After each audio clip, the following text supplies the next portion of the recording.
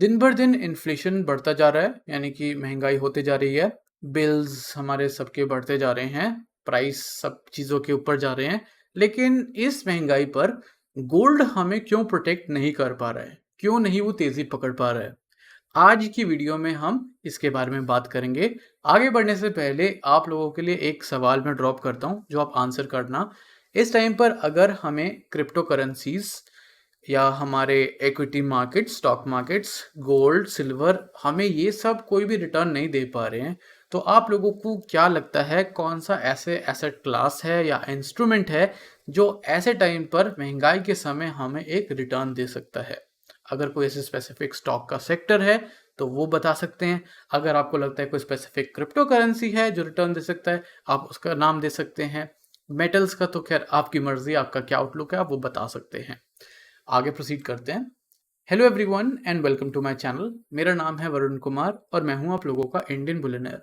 आप लोगों ने मेरे वीडियोस में, पास्ट में जितने भी मैं सालों से वीडियोस बना रहा हूं, सब में ये देखा है या सुना है कि गोल्ड जो है एक सेफ हेवन है। इन्फ्लेशन यानी कि महंगाई से बचाता है, एक प्रोटेक्टिव कवरिंग की तरह काम करता है। हमें जिस तरीके से न्यूज़ आर्टिकल्स ऑनलाइन, टीवी पर, न्यूज़पेपर, सब जगह दिख रहा है कि महंगाई काफ़ी बढ़ रही है, इन्फ्लेशन काफ़ी बढ़ रही है। हर एक कंट्री का सेंट्रल बैंक जो है कुछ ना कुछ स्टेप्स ले रहा है ताकि इस चीज़ को प्रोटेक्ट कर सके। लेकिन इस टाइम पर गोल्ड ने वो तेज़ी नहीं दी। ऐसा क्यों? सिल्वर की अगर हम बात करें तो हम बात नहीं करेंगे सिल्वर की एक्चुअली, बिकॉज़ सिल्वर एक इंडस्ट्रियल मेटल है। मोस्ट लाइकली सारा जो उसका इम्पैक्ट आता है वो सारे इंडस्ट्रीज से आता है, और ये जो लॉकडाउन वगैरह हैं उन सब की वजह से वो उतना उसको परफॉर्मेंस नहीं दे पाएगा। So we will be talking about gold and some more asset classes.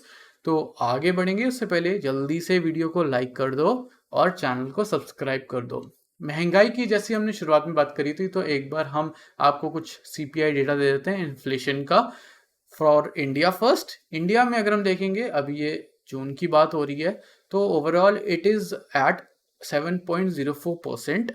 Last 10 year का मैं आपको डेटा दिखा रहा हूँ, जिसमें 10 ईयर्स के हिसाब से पहले अराउंड 10-12% ऊपर ही था, and then it started going down, यानी कि महंगाई कम भी हो रही थी। लेकिन जो चीज़ हम इंपोर्ट करवाते हैं, अगर वो हम यूएस डॉलर्स में देख रहे हैं, ले रहे हैं, तो उसका एक उल्टा इफेक्ट पड़ता है, बिकॉज यूएसडी वर्सेस आईएनआर में यूएसडी ने काफ़ी ग्रोथ पकड़ी है, हमारा रुपी वीक हुआ है। तो महंगाई हमें एक तरीके से न्यूट्रलाइज करके हमेशा से यही लगता रहा है कि महंगाई तो बढ़ती जा रही है, इवन दो अगर रियलिटी में भी डेटा नीचे सजेस्ट कर रहा है तो भी। अब हम बात करते हैं जायंट यूएस की। यूएस में क्या है? यूएस में जून के हिसाब से 8.6% जो है महंगाई है, एंड जो यूएस की फेडरल रिजर्व है, ये गवर्नमेंट है, वो ये चाहती है कि ये जो है नंबर 2% पे आ जाए। अगर आप ये लास्ट 10 ईयर का डेटा देखेंगे तो यूएस में जो महंगाई है वो ऑब्वियसली इंडिया से कम है, थी, बट अभी नहीं है। हमेशा जो है 4% या 3.5% के नीचे ही महंगाई यूएस में रही है, और लॉन्गर रन में देखेंगे तो डिफरेंट डेटा हमें मिलेगा। लेकिन 10 ईयर की अगर हम बात करेंगे, इस 10 ईयर में हमेशा 2% पे रहे। तो उनका आइडियल यही है कि हमें ये जो है ये फिगर को डिक्रीज करके 2% पे किसी भी हालत में लेकर आना है। कैसे आएगा, क्या आएगा, time will tell. But now let's focus on our article which is कि गोल्ड जो है एक सेफ हेवन की तरह एक्ट क्यों नहीं कर पा रहा है। ये एक मनी कंट्रोल प्रो का आर्टिकल है, यानी कि एक तरीके से आपको एक्सक्लूसिव जो है कंटेंट मिल रहा है। गोल्ड जो है कंसिडर किया जाता था एक सेफ हेवन है उस टाइम पर जब मार्केट में बहुत वॉलेटिलिटी चल रही है, बट ऐसा लग रहा है वो ये चीज़ भूल गया है, और वो जैसे इक्विटी यानी कि स्टॉक मार्केट्स नीचे जा रही हैं, उसी तरीके से गोल्ड में भी कुछ ऐसी ढीलापन आ रखा है। जो बिटकॉइन है या बाकी सारे क्रिप्टो करेंसीज हैं, उनको इसलिए बनाया था ताकि वो जो है हमें ऐसे वॉलेटिलिटी जो मार्केट्स में चल रही हैं अलग एक्सटर्नल रीजंस के वजह से, इनसे हमें शील्ड कर सके। बट उनका तो इक्विटी मार्केट्स और प्रेशियस मेटल मार्केट से भी ज़्यादा भट्टा गोल, यानी कि बर्बाद हो गया वो भी। वही क्रिप्टो जो है वो काफ़ी तेज़ी से नीचे गया है, और उसने 2/3 ऑफ इट्स वैल्यू खोई है in a few months. That is a lot. ये गोल्ड प्राइसेस जो हैं उन्होंने सेफ हेवन की तरह परफॉर्म किया था in the first quarter of 2022, that is from January to March end. यहाँ हम देखेंगे तो it went from around $1780 mid January में टू अराउंड $2078 एन आउंस। काफ़ी अच्छा उसने रैली पकड़ा था। फिर यूएस में जो स्टॉक मार्केट्स हैं वो गिरनी शुरू हो गई थी 2022 में शुरुआत में, वो शुरुआत से ही एक तरीके से डिक्लाइन में है। लेकिन जो गोल्ड प्राइसेस हैं वो अब थोड़े पलटने शुरू हुए हैं। After the overall high we saw another high 2000 के नीचे ही, लेकिन वापस आके अब इट्स लाइक 1820 से $1850 एन आउंस तक घूम रहा है। लेकिन ऐसा क्राइसिस क्यों हो रहा है, वो स्पेशली वो भी प्रेशियस मेटल्स की मार्केट में? इसलिए क्योंकि इनके हिसाब से इस आर्टिकल के हिसाब से आंसर है कि इंटरेस्ट रेट को ब्लेम करना चाहिए। इंटरेस्ट रेट इस समय ऊपर हैं, सबको पता है। गोल्ड एक नॉन इंटरेस्ट बेयरिंग एसेट है, यानी कि इंटरेस्ट नहीं देता है। सोवरेन गोल्ड बॉन्ड के बारे में मत बात करना, हम फिजिकल गोल्ड की बात कर रहे हैं, जो कि एक इनवर्स रिलेशनशिप होल्ड करता है हमारे स्टॉक मार्केट से। ये स्टेटमेंट तब ट्रू होती है जब इंटरेस्ट रेट लो होते हैं। तो इनके हिसाब से ये है कि अगर इंटरेस्ट रेट लो होता और हमारे स्टॉक मार्केट्स भी नीचे होते तो हमारा गोल्ड जो है ऊपर होता। अब सिंस हमारे इंटरेस्ट रेट्स नीचे हैं, मार्केट्स नीचे चलेगी उनको देख के, और अब हम इंटरेस्ट रेट्स के वजह से ऊपर नहीं जा पा रहे हैं, बट हम नीचे जाएंगे with stock markets. This is the conclusion over here. नीचे अब इनको थोड़े से इन्होंने चार्ट दिखाया है showing 10 year US bond yield और गोल्ड के रेट्स। मैं आपको फेड का कुछ डेटा भी दिखाऊंगा थोड़ी देर में इस आर्टिकल के बाद, टू गेट डिफरेंट पर्सपेक्टिव कि कैसे जो है बॉन्ड्स परफॉर्म कर रहे हैं, जो लोन्स है वो, एंड देयर फेड रेट जो होता है, फेड फंड रेट जो होता है ना, वो कैसे, वो दिखाऊंगा। तो the relation here is your green line is 10 year bond yield and your blue line is your gold spot in USD. ठीक है, this is from $0 to $2600।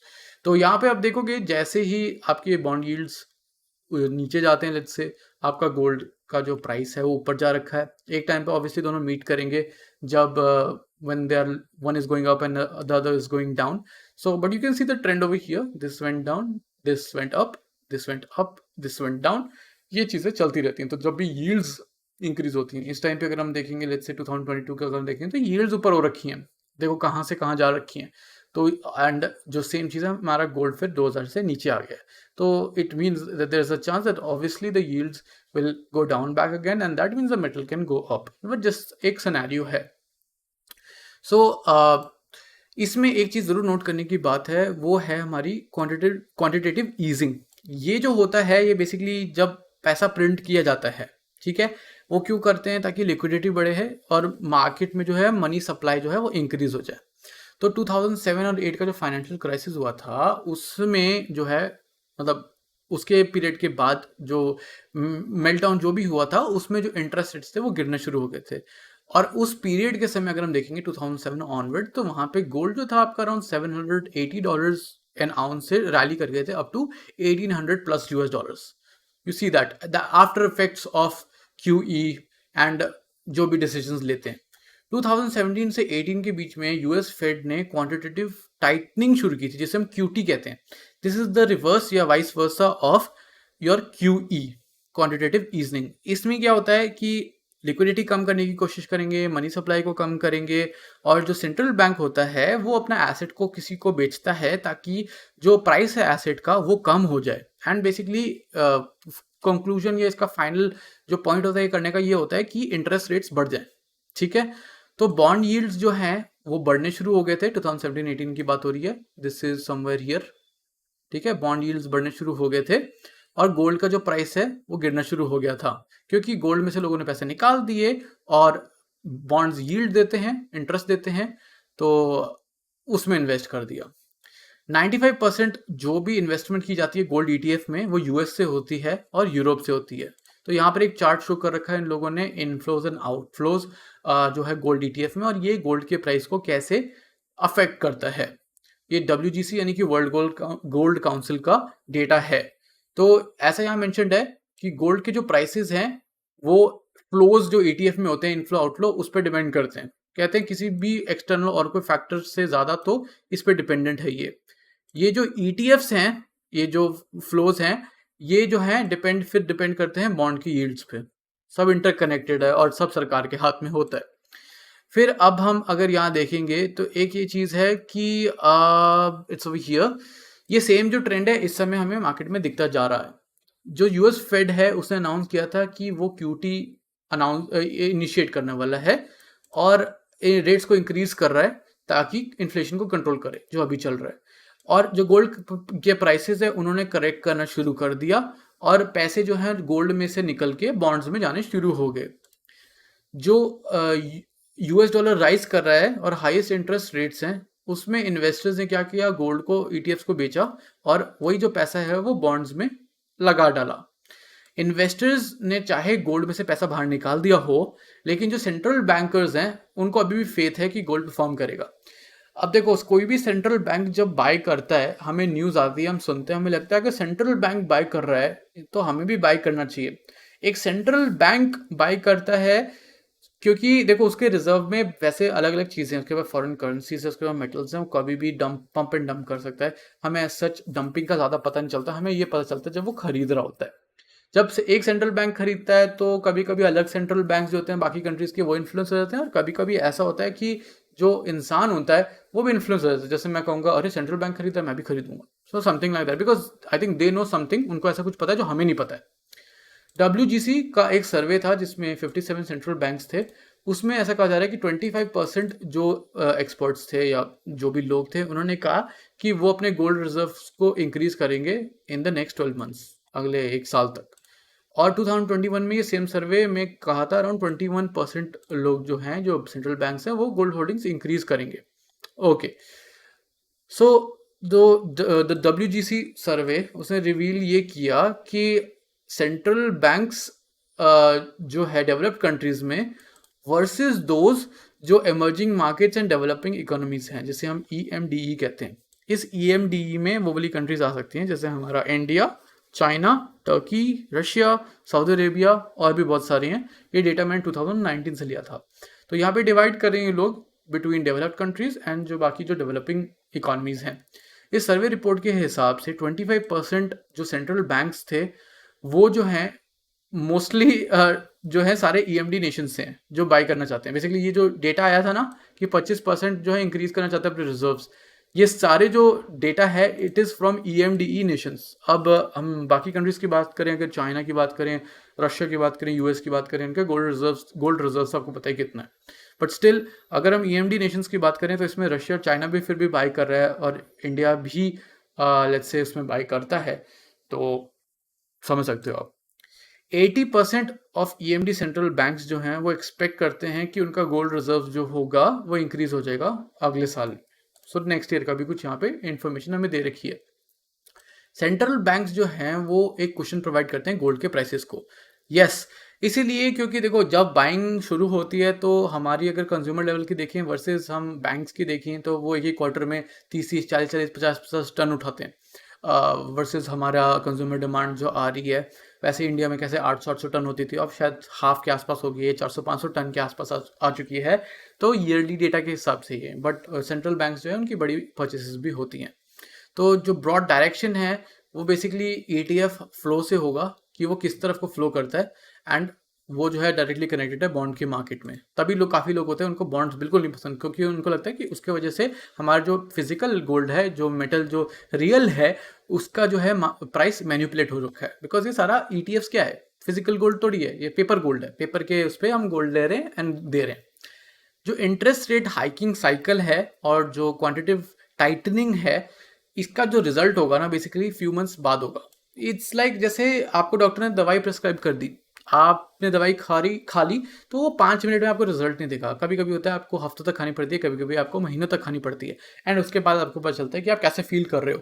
Same चीज़ जो हो रही है, ये इस समय जो डिसीजन लिए जा रहे हैं to control inflation and basically to recover economies and for the growth, ये सब चीज़ें जो कर रहे हैं, स्टेप्स ले रहे हैं, इनका क्या आउटकम होगा ये चीज़ हमें बाद में पता चलेगी। तो we are entering chartered territories, and that is very interesting, क्योंकि हमें नहीं पता कि आगे क्या होगा। When you are entering uncharted and territories, you don't know what's going to happen next. जहाँ पे सेंट्रल बैंकर्स जो है वो भी क्लूलेस हैं कि उसको टैकल कैसे करना है। I don't no central bankers को पता है कि नहीं, वैसे पूरी मार्केट कंट्रोल करते हैं, लेकिन whenever it's on fire they don't know what to do. तो with a recession waiting around the corner, यानी कि रिसेशन आने के चांसेस क्या आ ही जाएगा, वहाँ पे सेंट्रल बैंकर्स जो हैं एक बैलेंसिंग एक्ट परफॉर्म कर रहे हैं, जहाँ पे वो इन्फ्लेशन को भी कंट्रोल करेंगे और ग्रोथ को भी रिवाइव करना है। I don't know if both of this things are popular. अगर तुम्हें लग रहा है कि तुम्हारी कंट्री जो है वो काफ़ी स्ट्रांग है पहले से, तो फिर आप क्या ग्रोथ कर रहे हो, राइट? क्या ग्रो करोगे? It's confusing. तो बेस्ट टेल जो है बेसिकली टिप्स जो गोल्ड बग्स के लिए है कि हम फॉलो करें यील्ड्स को, जस्ट टू सी कि कैसे चल रहा है बॉन्ड्स मार्केट को एंड स्टफ लाइक दैट। कोई भी रिवर्सल होता है यील्ड्स में, इसका मतलब बॉन्ड खरीदना, गोल्ड खरीदना शुरू कर दो। बॉन्ड्स में, बॉन्ड की यील्ड्स में कोई भी हमें रिवर्सल दिखता है कि people are exiting and stuff like that, तो इसका मतलब गोल्ड खरीदो भाई, ठीक है। तब तक ऐसा कहा जा रहा है कि बॉन्ड जो है वो नया सेफ हेवन है। I will not agree, I will not buy a bond, I मतलब gold bond maybe, but yes I still think कि जो गोल्ड है इट विल परफॉर्म, कुछ ना कुछ होगा and then it will definitely change the market somehow, and जो safe haven वाली बात है it will still come back to us, it always does. अब मैं आपको एक डेटा दिखा देता हूँ यहाँ पे, federal fund rate compare to treasury bonds 1955 से लेके आई थिंक करंट तक का डेटा है इनके पास, एंड यहाँ 5% में आपको इंटरवल्स दिख रहा है वाई एक्सिस पे। सो हियर जो भी डेटा है आपको वो आपको अलग अलग दिख रहा है। जैसे रेड में है आपका इफेक्टिव फेडरल फंड रेट, यहाँ पे अगर हम देखेंगे इट्स ओवर हियर, ये पतली सी लाइन यहाँ देखो कितनी हाई दिख रही है, ये रेट कहाँ तक जा चुकी हैं, रिसेशन एंड ऑन, यहाँ पे आप सब ऑब्जर्व कर सकते हो टाइम लाइन्स के हिसाब से। एंड ये देखो रेट चलते चलते red is, I am following the red line and it's over here. तो अभी जून में, दैट इज 15 जून को I think, fed fund rate फिर से बढ़े थे, फिर से हमारा सॉरी आरबीआई बोलने वाला था, यूएस में जो है अराउंड 75 बेसिस पॉइंट्स से इंक्रीज हुआ, जिसकी वजह से अराउंड 1.5 से 1.75% तक आ गया है, विच इज ओवर हियर, ये रहा। Then you have your bonds treasury 3 months, 2 years, 10 years and 30 years। जो 3 years है आप सॉरी 3 months है, आप यहाँ देख सकते हो इट्स अराउंड 2% और below that. Then you have your 2 year which is this purple line which is still fetching you under 5%, maybe around 3.7 to 4% के नीचे। And then you have your 10 year and 30 year, the black line is the 10 year which is still as much as 2 year, तो 10 year 2 year में आप किसी में भी invest करते हो। And then you have your 30 year which is the yellow line, that is also the same as 2 years। तो यहाँ पे इन तीनों में जो है वो काफ़ी ज़्यादा हलचल चल रही है, बॉन्ड्स में काफ़ी लोग इन्वेस्ट कर रहे हैं because interest rates are up, okay. And the last line we have to check over here is this orange one, जो कह रहा है 30 year fixed rate mortgage. Basically जब आप लोन उठाते हो, इट्स ऑल अबाउट लोन्स, आप घर लेने के लिए लोन ले रहे हो एंड स्टफ लाइक दैट, तो ये 30 year का जो fixed rate, it's not floating interest rate, यानी कि जितना इंटरेस्ट रेट होगा वो फिक्स्ड रहेगा फॉर द ड्यूरेशन। तो 30 year का that is the only thing that is up. सच्ची बताऊंगा तो बाकी चीज तो मुझे 2.5-3-4% के नीचे दिख रहे हैं। The only thing that is up is कि लोन लेना आपको महंगा पड़ रहा है, and that is true, interest rate is going up, this is also going up, and same thing can be observe kind of here कि interest rates जो हैं देखो, they have always been above any bond, मतलब mostly अगर हम देखेंगे तो if you look at this, if you see the orange line, very rare chance है कि वो यहाँ पर कभी 30 year ट्रेजरी के साथ टच में आया था, but overall it has always been like double of whatever you are investing. तो भैया कमाई से ज़्यादा आपका तो लोन में चले जाता है। Now I will be showing you some data, and ये जो डेटा है please do not take this data by heart, because इस डेटा में हम अलग अलग चीज़ें देखेंगे कि आपका जो कुछ एसेट्स हैं, 3-4 एसेट्स या इंस्ट्रूमेंट्स की बात करेंगे कि ये अगर आपने जनवरी 1 में ख़रीदा होता तब से लेके अब तक उसने कितना रिटर्न दिया है, और उसके बाद हम देखेंगे कि ऑल टाइम जब से ये लिस्टेड है या मार्केट में है तब से आप अब तक आपने होल्ड किया होता तो कितना परसेंटेज आपका रिटर्न होता, ठीक है। इन्फ्लेशन, इंडेक्सेशन कुछ नहीं लगाया इसमें, so it's just general data. पहले हम स्टार्ट कर रहे हैं XAU USD which is your gold spot. Right now gold जो है अराउंड 1840 पे क्लोज हुआ था फ्राइडे को, एंड जब से जनवरी से लेके अब तक ईयर टू डेट गोल्ड जो है अराउंड $38 ऊपर गया है, विच इज़ 2% प्लस, मतलब 2% ऊपर गया है। It is not giving you negative return, so if you bought gold in the beginning of this year, ऊपर डेफिनेटली ऊपर होता। अब इसमें हम रुपीज़ में कैसे देखेंगे इस चीज़ को, रुपीज़ में ऐसे देखेंगे कि 1 जनवरी को आपका जो गोल्ड था 10 ग्राम आपको 50,245 रुपीज़ का पड़ता, जिसमें GST मेकिंग इंक्लूडेड नहीं है, जस्ट प्राइस शो कर रहा हूँ। और अब जो है आपको गोल्ड पड़ रहा है इंडियन रुपीज़ में अराउंड 51,169। तो ऐसे मानो अगर तो 900 रुपीज़ गोल्ड जो है ऊपर गया है। तो वन थिंग इज़ कि ये एक ऐसा एसेट है, ये नीचे नहीं गया है डेफिनेटली। ये मैं नहीं कहूँगा कि मैं इंप्रेस्ड हूँ, बिकॉज जो इन्फ्लेशन है इसने बीट नहीं किया है, बट ये मैं ज़रूर कह सकता हूँ कि इट गेव पॉजिटिव रिटर्न्स। फिर अगर हम बात करें कि ये ऑल टाइम कैसा रहा है, तो ऑल टाइम माने कि 1950 या 60 जब भी ये लिस्टिंग में दिख रहा है, तब भी आया होगा इंडेक्स में, तो तब से ऑब्वियसली वो जितना जीरो से भी आया, जीरो से तो नहीं होगा, जितना भी वैल्यू से गया तब से अगर हम देखेंगे तो it is around 5000% up. This is all time की बात कर रहे हैं, ठीक है। ये काफ़ी फ्लैट दिखेगा, but when you zoom in तो this is small small, but yes ever since this 1985 जो भी 80s में हुआ था तब से it has been quite bad, but then when we saw this and then इसके बाद क्या होगा टाइम बताएगा। Second will talk about silver XAUSD। अगर आपने जनवरी में लिया होता तब से अब तक आपका 5% ड्रॉप हुआ है सिल्वर में। सिल्वर जो है इंडस्ट्रियल मेटल है, काफ़ी ज़्यादा रिलाई करता है, तो इसीलिए वो आपको कंफर्ट नहीं दे पाया है इस साल। यस ऐसा है कि राइजेस थे, बीच में राइज हुआ था तो आपने उस समय बेच के अगर आप प्रॉफिट बुकिंग करोगे तो ठीक है। अब अगर इस पे है तो I don't think so you will sell. या सम पीपल सेल, मैं भी कभी कभी बेचता हूँ, but yes that depends on multiple scenarios. तो इंडियन रुपीज़ की बात कर लेते हैं। पहले गोल्ड जो है, सॉरी सिल्वर स्टार्टिंग में 67,000 रुपीज़ पर किलोग्राम था, तब से अब आ गया अराउंड 61,500, विच इज़ 5,500 रुपये सिल्वर नीचे गया है। मैं हमेशा बोलता हूँ सिल्वर एक गैम्बलर्स मेटल है, तो उसके साथ कुछ भी हो जाता है, वो कुछ सेंट्स बढ़ता है तो काफ़ी हज़ार रुपये भी बढ़ जाता है, $1 भी बढ़ता है तो भी मार्केट्स में बहुत डिफरेंस आ जाती है। ये देखो सिर्फ $1 नीचे गया है और फिर भी देखो 5% डाउन है, because look at the value $21 versus gold is 1840s में, ठीक है। अब हम ऑल टाइम देखेंगे अगर, तो सिल्वर जो है अराउंड 1000% ऊपर गया है, okay, which is still lower than gold. Next will take a look at BTC which is bitcoin.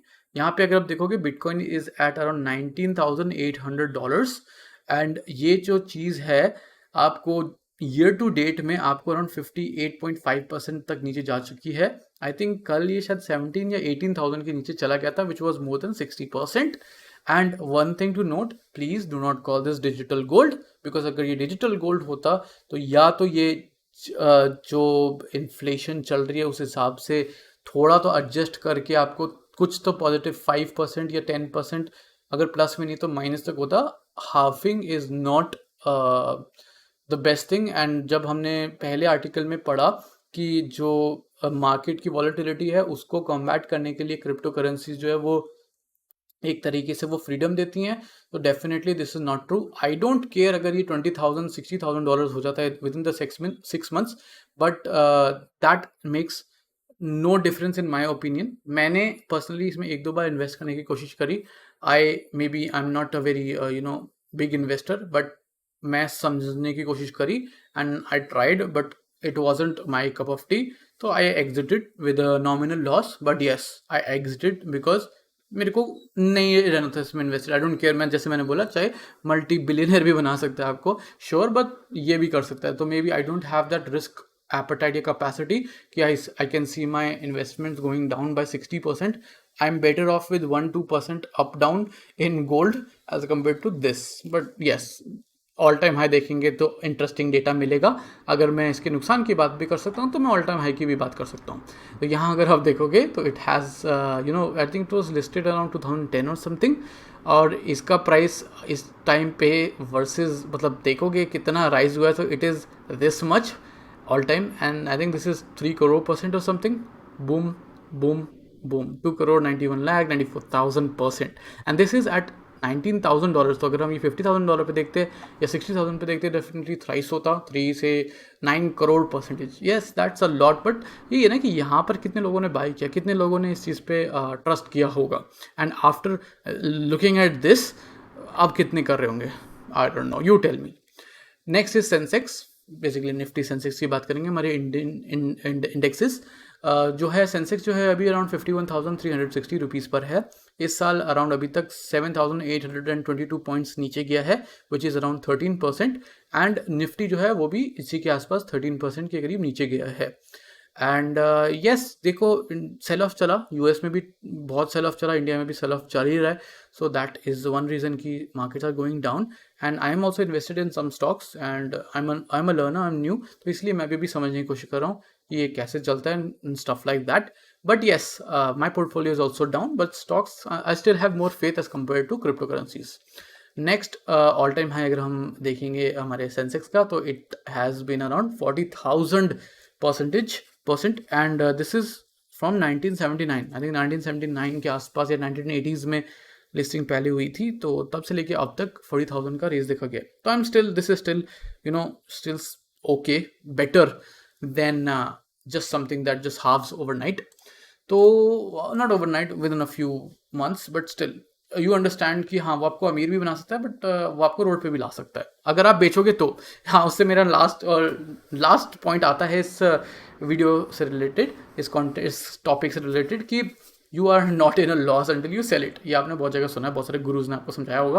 But yes, आप कोई भी इन्वेस्टमेंट रखते हो, अगर वो रेड हो जाती है तो it is your choice if you want to sell it, and if you sell it, if it's in red then you are in loss. अगर वो रेड में आप बेचते नहीं हो then it's not a loss, you just holding it, you have faith in it.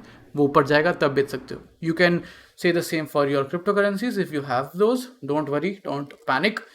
Hopefully सब settle हो जाएगा। If you have other assets then definitely वो भी आपको अगर नेगेटिव रिटर्न्स अभी दे रहे हैं तो वो फ्यूचर में आपको पॉजिटिव रिटर्न्स दे सकते हैं। But yes, the key here is to invest everywhere. Let's say you buy bonds भी खरीदा आपने गोल्ड भी खरीदा, आपने सिल्वर भी खरीदा, आपने स्टॉक्स भी खरीदे, आपने क्रिप्टो करेंसीज भी खरीदी, प्लैटिनम खरीदा, कुछ भी खरीदा। The best point is to buy everything, या buy whatever you want. At least 2 to 4 classes तो होनी चाहिए, एक ही चीज़ नहीं होनी चाहिए। ना सारा पैसा गोल्ड में, ना सारा पैसा स्टॉक में। So just diversify and see how it goes, कैसे आपको वो बैलेंस करके देता है, and what happens by the end of the year and next year and onwards. So that's it for tonight's video. It was a very long video, but इसमें हमारे दिमाग में जो कई कंसर्न्स थे वो मैंने खुद क्लियर कर लिए। पढ़ के हमें चीज़ें पता चलता है। So I also learn a few things. अगर आपने कुछ नया सीखा है तो प्लीज़ जल्दी से इस वीडियो को लाइक कर दें, कमेंट करें, अपने थॉट्स शेयर कर लें इस वीडियो को अपने फ्रेंड्स एंड फैमिली के साथ। Show them the reality, show them a different kind of opinion and tell them to diversify. Subscribe to my channel and जो बेल आइकन है उसे क्लिक कर लें नोटिफिकेशंस के लिए। So in the end, thanks for watching.